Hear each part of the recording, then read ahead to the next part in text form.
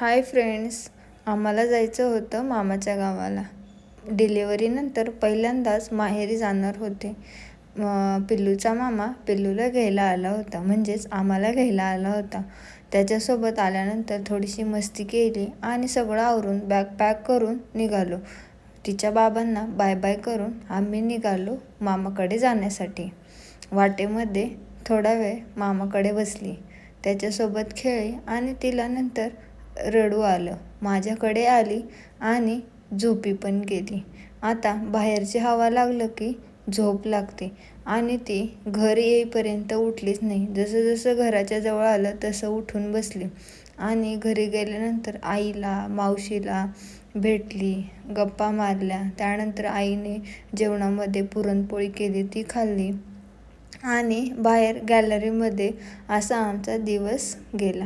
भेटूया नेक्स्ट व्हिडिओमध्ये. बाय.